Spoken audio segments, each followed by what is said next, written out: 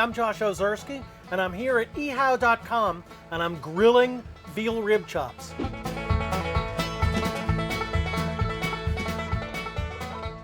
This here is a rib veal chop. It is one of the most expensive but supremely delicate, tender, succulent, and beautiful pieces of meat known to man. Basically, I'm just going to have 4 ingredients. I'm going to put a little bit of oil on each of these. I'm going to put a little bit of lemon and a little bit of pepper and a little bit of salt. I want oil everywhere, including on the edges. Now I'm going to squeeze on some lemon. And of course, goes without saying, the universal magic element, the transforming start and finish of every meat dish, coarse kosher salt. Now it's all ready to go. And I got hot coals here. I have a 2-zone fire. Half of it has got super hot fire, half of it has got no fire at all. The idea, as always, get it nice and crusty, then move it off. Here's the weird thing about veal, though. You can see how delicate this is. I mean, it's so floppy, it's practically falling apart. So you would think that something that was that supple and soft would cook very fast. Well, guess what? It doesn't. A veal chop takes much, much longer to cook than like a ribeye steak would. Why? Because a ribeye steak has got all that fat in it, and the fat cooks fast. The other thing that the fat does, of course, is it provides you with a lot of flare-up action, too, which you're not going to get out of the veal. So I don't want that little checkerboard pattern. I want it to be evenly mahogany, if at all possible. I certainly don't want to blacken and carbonize the surface of this beautiful veal. So as soon as this begins to happen, I have brown lines here, you see, not black ones.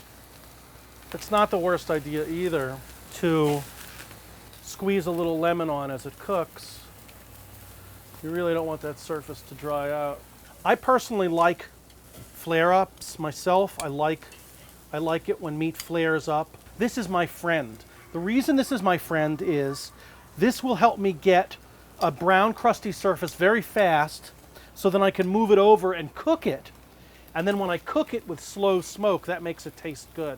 So what I'm going to do now, I'm going to squeeze on a little more lemon. All right, so these are all now on the cold side. Now I'm going to do something very important. I'm going to close this off, except for a small 1/3 opening. Because when you cook with wood, there's 2 things that you can get out of that wood. One is smoke, and the other one is fire. If you're getting fire, you're not getting much smoke, and vice versa. There is, in fact, an inverse proportion between the 2 elements.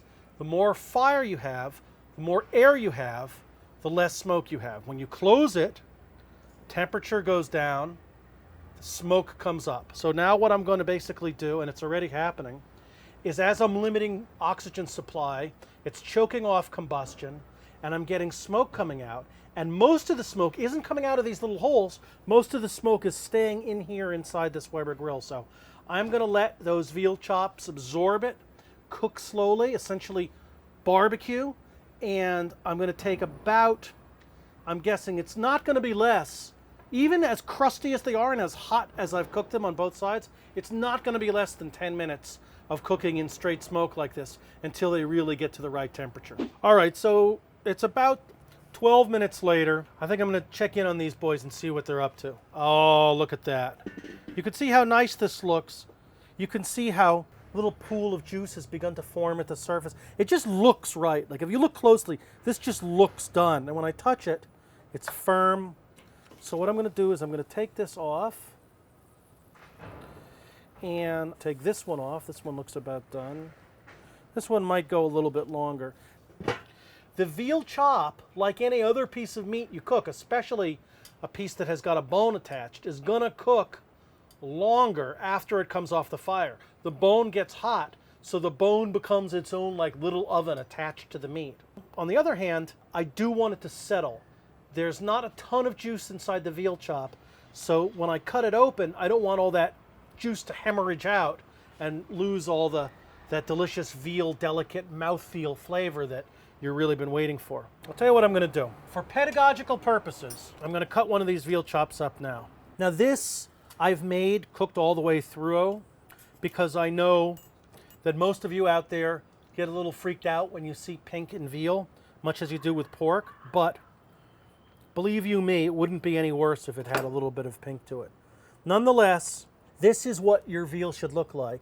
Look at how white and juicy and delicate it is. Oh my God. Maybe I'll have a little bit of lemon on it. Whether for backyard, banquet, or tailgate, the grilled veal rib chop, king of barbecued meats. I'm Josh Ozersky, and this is ehow.com.